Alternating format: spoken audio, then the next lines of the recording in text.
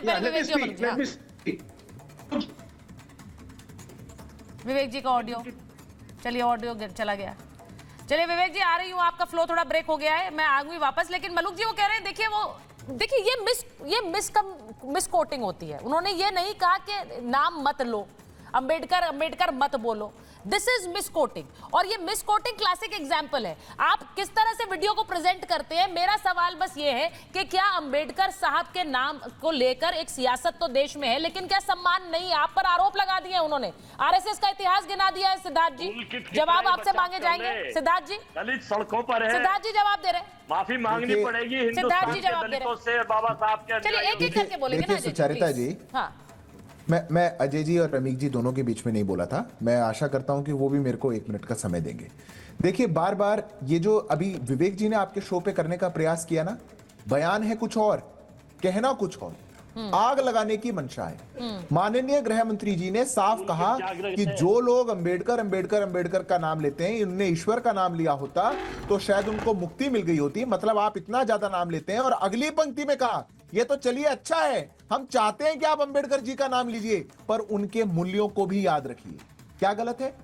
मैं खड़गे जी का राज्यसभा के अंदर खड़े होकर के कहा हुआ बयान आपको सुना सकता हूं, जिसमें खड़गे जी कह रहे हैं कि ये अंबेडकर वालों को परेशान करते हैं, ये इनकी समस्या है। ये पहली बात। अब मैं विवेक जी आपके बीच में नहीं बोला, अभी आपसे बात कही गई। मैं विवेक जी आपके बीच में भी नहीं बोला था। विवेक जी एक मिनट सुन लीजिए प्लीज, देखिए कि इससे डिबेट डिरेल हो जाती है। मैंने सिर्फ आपसे ये कहा कि मत बोलो वाला शब्द उन्होंने इस्तेमाल नहीं किया, क्योंकि इधर से थोड़ा बहुत शब्द, विवेक जी को स्क्रीन पर रखिए, थोड़ा बहुत जब इधर उधर शब्द होता है तो उससे अर्थ बदल जाता है। उसका बड़ा अच्छा उदाहरण मलूक जी ने अभी दिया, आपके सामने अभी दिया। मैडम ऑनरेबल होम मिनिस्टर ने अंबेडकर वर्सेस गॉड किया है वहां पर, कि आप अंबेडकर का नाम। अरे कहाँ किया है विवेक जी? आप कौन सी दुनिया में रहते हैं? शायद आपको कुछ और मिल आप कौन सी दुनिया में रहते हैं? था और ये ऑब्जेक्शनेबल है। ये क्या बात है सुचरिता जी? मेरे को बात पूरी करने का अवसर ठीक है सिद्धार्थ जी, बात का तो पता नहीं कौन सा वाला वायरस है। मैं आ रही हूं आपके पास, आपका ऑडियो चला गया था, वो आप ही का समय था, एक बार बोल लें, वो कंप्लीट कर लें, उसके बाद बोलिए। हाँ अभी यहाँ पे हमारे 2 पैनलिस्ट के द्वारा कहा गया कि संघ संविधान के खिलाफ था, संघ संविधान के खिलाफ खड़ा था। अरे इस धारा 370 को संविधान में लाने के लिए तो बाबा साहब भीमराव अंबेडकर ने लड़ाई लड़ी थी, उसके खिलाफ। उन्हें नेहरू जी के खिलाफ जाकर के कॉन्स्टिट्यूएंट असेंबली की डिबेट को उठा करके देखिए। हिंदू कोड बिल के खिलाफ अगर कोई बोला था तो संविधान का हिस्सा बना तो बाबा साहब भीमराव अंबेडकर बोले थे। उन्हें माय थॉट्स ऑन पाकिस्तान पे अगर अपनी किताब में यह लिखा कि कैसे बंटवारा करके भारत में और भारत के जो अब विभाजन के बाद जो हिस्से रह गए हैं, वेस्ट पाकिस्तान, ईस्ट पाकिस्तान, वहां पर हिंदुओं के लिए उनकी सुरक्षा की चिंता किसी ने जताई थी? जो संघ जता रहा था तो बाबा साहब भीमराव अंबेडकर जता रहे थे। आप क्या कर रहे थे? बहुत बढ़िया मरवा रहे थे, और हिंदू इसलिए आपकी घृणा, इसलिए आपने कभी उनका चित्र पार्लियामेंट में नहीं लगने दिया, कभी आपने उनके स्मारक नहीं बनने दिए, कभी आपने उनका सम्मान नहीं होने दिया, कभी आपने उनको भारत रत्न नहीं दे दिया। 30 सेकंड लूंगा। सुचरिता जी, ये लोग संविधान के साथ क्या करते हैं ये जरूर सुन लीजिए, और विवेक जी में हिम्मत होगी तो सुनेंगे। देश के प्रथम प्रधानमंत्री बिना चुनाव जीते, जब इलेक्टेड गवर्नमेंट नहीं थी, 1951 के अंदर भारत के बाबा साहब भीमराव अंबेडकर द्वारा बनाए गए संविधान के फर्स्ट अमेंडमेंट करके क्या अमेंड किया उन्होंने? फ्रीडम ऑफ राइट्स को खत्म कर दी। श्यामा प्रसाद मुखर्जी हमारी पार्टी के पूर्वज, वो खड़े होकर के उसके खिलाफ लड़ रहे। आपकी इंदिरा जी ने 1971 में अपने खिलाफ आए हुए इलाहाबाद हाईकोर्ट के ऑर्डर को इसमें लड़ाई क्या है? इसमें एक इतनी बड़ी लड़ाई जब दलों के बीच होती है, जब यहाँ सिद्धार्थ जी कह रहे हैं अंबेडकर साहब का सम्मान, गृह मंत्री खुद कह रहे हैं, प्रधानमंत्री खुद ट्वीट करके कह रहे हैं कि उनके सम्मान से बड़ा कुछ नहीं है, हम आज जो है वो अंबेडकर साहब की वजह से। आप भी यही कह रहे हैं, अमित जी भी वही कह रहे हैं, तो फिर ये लड़ाई क्यों है? वो आम आदमी तो यही सोचेगा ना, ये एक दूसरे के खिलाफ आरोप सिर्फ वोट को लेकर लगाते हैं, यही सोच जाती है। देखिए सर, अमित जी एक बार, विवेक जी यू वांट टू कंप्लीट, आपका बीच में रह गया था। अमित जी आ रहे हैं, 20 सेकंड दे दीजिए, फिर ठीक है 20 सेकंड लीजिए, 20 सेकंड लीजिए। ठीक है, I just need 20 second.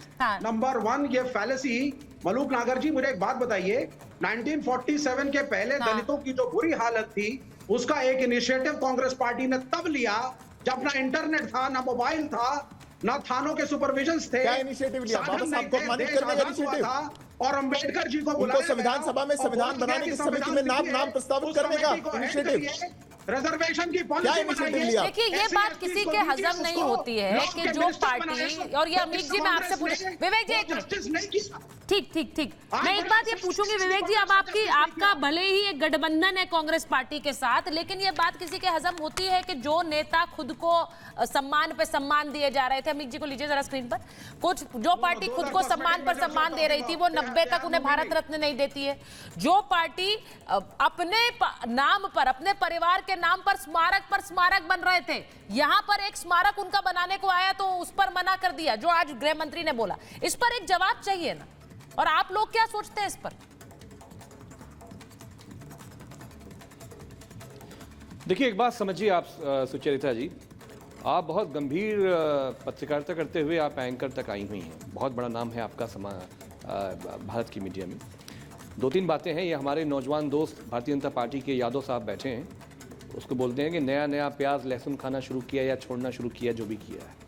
RSS ने 12 दिसंबर 1949 को क्या कहा, जब बाबा साहब ने हिंदू कोड बिल लाके इस देश की हिंदू महिलाओं को तलाक का अधिकार और जो पैतृक संपत्ति उसमें अधिकार उत्तराधिकारी बनाने का आदेश दिया, तो पूरे देश में आरएसएस ने डॉक्टर भीमराव अंबेडकर के पुतले फूकने के काम किए। अब इनके आरएसएस के जो सबसे बड़े गोवालकर जी हैं, गोवालकर जी क्या कह रहे हैं भारत के संविधान के बारे में? आप सिर्फ बीजेपी आरएसएस की मनोवृत्ति समझिए, आप, हमारी कोई दुश्मनी नहीं है, हमारा ये कहना है कि जो संविधान को नहीं मानता है वो भारत को नहीं मानता है। और बाबा साहब और गांधी का, बुद्धा का नाम लेना तो मजबूरी है। दुनिया में आप जाएंगे तो दुनिया में पहचान अंबेडकर, गांधी और बुद्धा से है हमारे देश की। तो ये गोवालकर साहब क्या कह रहे हैं, आरएसएस के जो मुखिया थे उस जमाने के, कह रहे हैं हमारा संविधान भी पश्चिमी देशों के विभिन्न संविधानों के विभिन्न अनुच्छेदों का एक बोझिल और विषम संयोजन मात्र है। इसमें सब अमेरिकी है, ब्रिटानवी है, हाँ। यूरोपी है, इसमें भारत में कुछ भी नहीं है। और देश के हर हिंदू को पहला काम करना चाहिए कि भारत के संविधान को त्याग करे। या तो हमारे यादव जी बोले कि जो गोवालकर बोल रहे हैं वो उनका मानसिक संतुलन ठीक नहीं था, हम नहीं मानते उनको, तो हम मान लेंगे, यादव जी का सम्मान करेंगे। मैं लखनऊ से 90 डिग्री झुक के उनको अदा करूंगा, भैया मैं माफी मांगता हूँ। तो भारत का संविधान बीजेपी आरएसएस के लोग नहीं मानते। देखिए जब ये कहते हैं ना अंबेडकर अंबेडकर अंबेडकर अंबेडकर, तो आप मजाक उड़ा रहे होते हैं एक्चुअली। ये देखिए मैंने इसीलिए शुरुआत में पूरा बयान सुनाया है गृह मंत्री का। मुझे लगता है कि जो जनता है वो तय करे कि सदन में जिस तरह से गृह मंत्री ने वो वक्तव्य किया, वो क्या कहना चाह रहे थे, उसका अर्थ क्या है, ये यहाँ पर नेताओं की विवेचना से बेहतर है कि आम जनता खुद तय करे, क्योंकि पूरा का पूरा बयान हमने अपने व्यूअर्स को सुनाया है। क्योंकि आज ये बिल्कुल सही, ये बात भी एक तथ्य है और ये वोटर भी समझता है कि अंबेडकर साहब का नाम उनको एक श्रद्धेय के रूप से के साथ साथ उनका नाम लेकर एक वोट बटोरने की राजनीति भी होती है, ये सब समझते हैं। तो मुझे लगता है व्यूअर अपना जो फैसला है वो खुद ले। मेरे पास समय इतना ही था महाभारत में।